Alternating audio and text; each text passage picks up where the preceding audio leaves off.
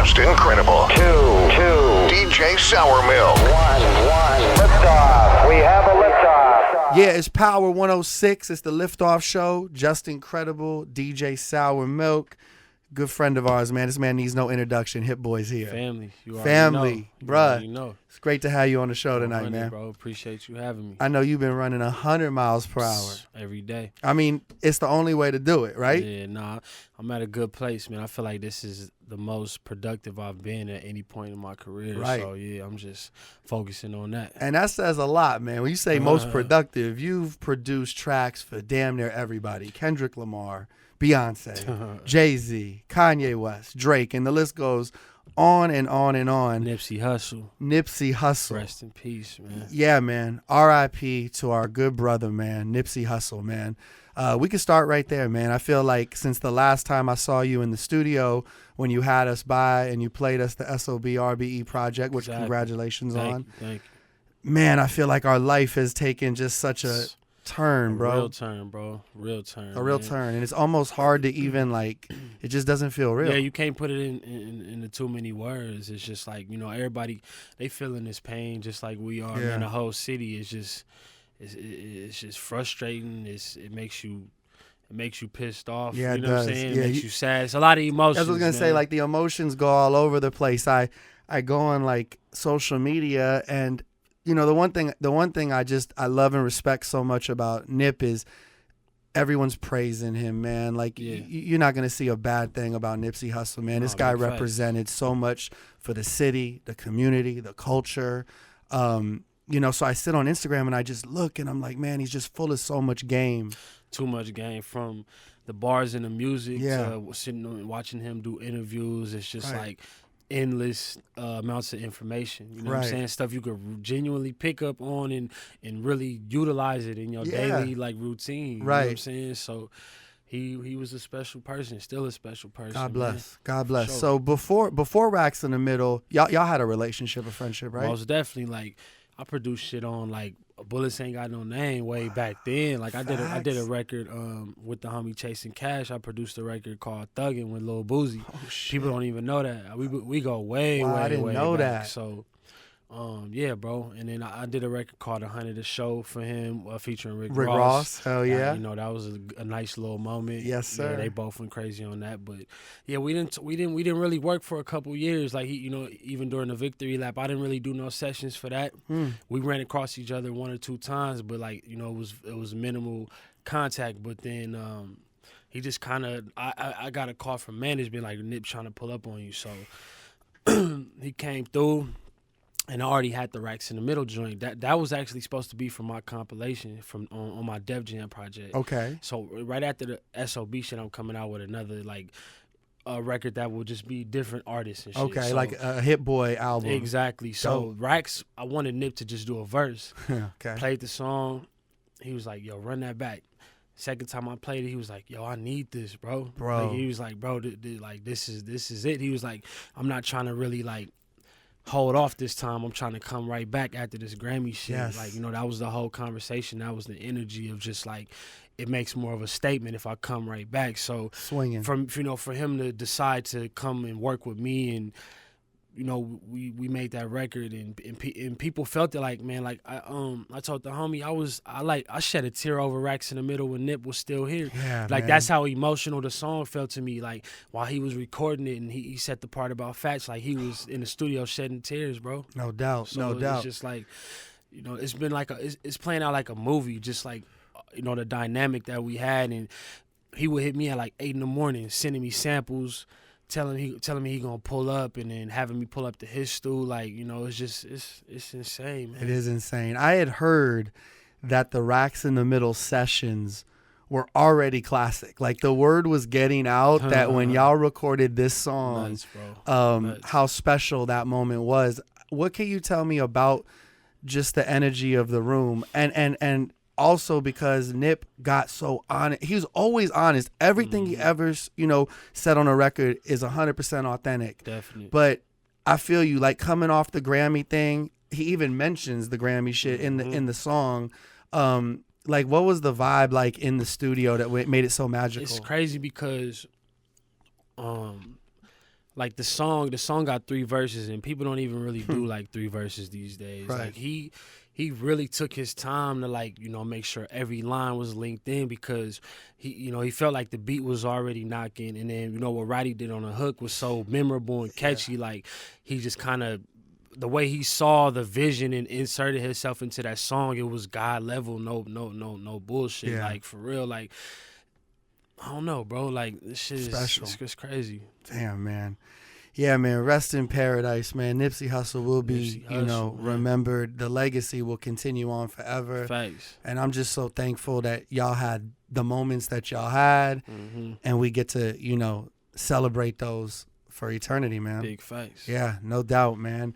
What else has, 2019, what you been working on, since the top of the year? Man, a bunch of stuff. I did 5 songs on Juice WRLD's album, which is crazy because I was going back and forth sometimes when I was working with Nip. I would go pull up on Juice and do a couple songs and go back to the Nip session and vice versa or whatever. So it's just kind of all the feelings and the emotions like of just like my last 4 months of my life is just kind of crazy, bro. Like I don't know. Yeah. It's hard to even like put into words, right? Yeah. So you had the Juice WRLD sessions, of course, this SOB. SOB, Family Not a Group, which is kind of, I feel like it's pushing the narrative of like, okay, Hit Boy is not just this one type of producer. Right. Like I'm tapping into different sounds, Yeah. so that's big for me. Like a lot of my career was like me doing 1 or 2 songs here and there for people, but now me doing 5, 6 songs on people's albums and I then love that. doing my own compilations, it's kind of going to a different level. I love that. I've always been a fan of like an artist and a producer just tapping in, locking in, and then hearing that body of work come out. Exactly. Yeah. You know what I'm saying? So what do we got? Like, how many tracks on this project? It's 9 joints. 9 tracks. Joints, yeah. And Thriller had 9 songs, so you feel me? That's right. That's right. And what can you say about the guys? Like, what was it about them that kind of drew your energy to them? Raw energy, just that youthful essence, man. Like, and they just aggressive. They not playing on the mic. Like like Slimmy say, real rap this ain't mumble. You feel me? Yeah. It's no cap. So I fuck with them, man. Like I was playing their music before I met them. Like I was already playing their music. I was already tapped in. So when we linked, I was kind of trying to just the whole time impress them, just make something that I felt like, you feel me, they would want to come in the studio and hop on. Yeah. And what else can we expect moving forward? I know your hard drive has always been insane. A lot of music, man. I got a song with A$AP Ferg and Big Sean that's pretty crazy. Okay. That's coming. So for your project, not on my shit. Okay. Yeah, so I'm hype on that. Can you tell us anything about the Big Sean project? Because that's been in. I don't really want to tap too much into his vibe, but like we got some shit. But he's on a vibe. We got some. we got some joints. Okay. Yeah. Some joints. That sounds good. Yes, multiple. That's right. For sure. Hit, you've always you've been so important. I feel like since I've been DJing on the radio and in the clubs, it's been essential to have a couple Hit Boy records in my set. That's A1. Man, and it's just so dope to see you continue to elevate, continue to grow the things that Nip preached, you know what I mean? 100. And a lot of our friends and family members in this community, man. So first I want to praise you on that, bro. That's love, bro. 2019 and we still here. But I mean, that's what keep me going, you know what I'm saying? Being able to come up here and chop it with you, and you know what I'm saying? You telling me like you play my shit out when you out. I know you be moving, you be in the spots, so that's loved, and that just motivate me to go harder. Thank you, man. Yeah, bro. When you're in the studio, you've always you've always played your position. You know what I'm saying? Whether it was behind the scenes, there's been times where I didn't even know. Like I'd be like, I like number 6 on Nicki Minaj's album, and then come to find out you produced it, or working with Travis. And can we talk?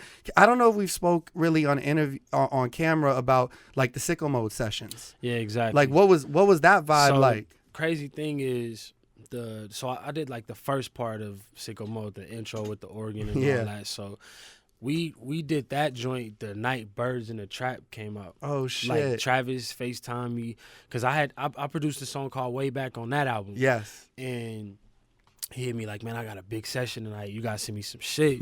So I sent him that joint, and that's the one Drake picked to hop on. So, but just to have to hold on to that for damn near 2 years was killing me. You know what I'm saying? So you already had him and everything, the beat and him on it, or with Drake on it, yeah. And then that's when Travis, he did the other 2 records and put them together and made it just a massive cultural moment. So that's what Travis is good for, man. He knows how to put together moments. Number one album, number one song. 100 off of a number one album. Exactly. And you've always had that, man. I felt like you've got that picture, man. You've got that picture of you, Jay, and Ye right there in the studio. 100. That's motivation. In Paris, right? That picture. In Paris. And I felt like whether it was Drizzy's show or Trav's show, like that was probably one of the biggest moments of their performances. Word. Like when you get in the studio, is that the goal? Like I want the hottest moment of your concert, dog. Nah, for sure. I mean, and I definitely kind of got spoiled with doing like niggas in Paris because they would perform the shit like 10 times a night. So it's like, even it kind of put pressure on me though. You know what I'm saying? Because pressure. It's like I'm looking at it as if like if I do a song and it's not performing that well, then it's damn near a failure to me. Damn, I mean that does raise the bar to a level that. So it was a gift and a curse. I mean, not really a curse, but it's all gifts, man. At the end it's of all the day, gifts, just like something to learn from and take to the next level. No doubt, no doubt. What would you say you have learned since first coming in the game to? Producers really being at the forefront now. Like, nah, for sure. I'm hearing like Hit Boy did a track. I'm going to it immediately. That's A1. I mean, definitely just to stay me. You know what I'm saying? Like, kind of the things that got me into it. Like, it's never gonna change. Like, you might get around the industry-ness of it all and start to think that you need to do certain things a certain way, but. Staying locked into the music. I continue. I always learn that lesson over and over. Yeah. Like, it's about the music. Yeah. And if it ever veers, something just brings you right back and reminds you. I've had several conversations with you like that. 100. My final question, is about, is about, just coming up in this wild ass industry, playing your position like I touched on a few minutes ago, and just being patient. Yeah. I have a lot of people. That's the number one word. Who listen to this show. So talk to me about the word patience in this business. I mean, that's something that you're gonna have to. Most people gotta bump their head to really learn that. Like, it's no reason to rush or feel like you need to do some online clown shit or whatever the case is. Like, just to kind of get known more. Like, play your part, and if you really truly doing what you supposed to be doing, you gonna get those looks. You gonna get some type of energy behind you.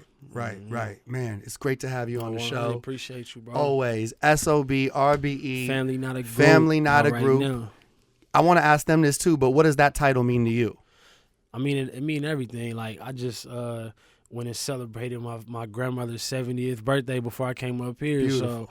So family is everything to me. You know what I'm saying? So for them to have that energy and have that camaraderie between each other, like I heard the line from the song "Family Not a Group," and that's what made me. I played it for Dom K, and he was like, "This shit right here, crazy." So I'm like, we should name the whole shit "Family Not a Group." Hey, it's available right now everywhere. Exactly. Hit, thank you for stopping by. Thank you. Much more success and elevation and growth. Thanks. I know we'll be talking a lot more throughout the years. The hits keep coming. Yes, sir. Hit Boy with the LA Leakers on Power 106. 100. Yeah. R.I.P. Nipsey Hussle. Yeah.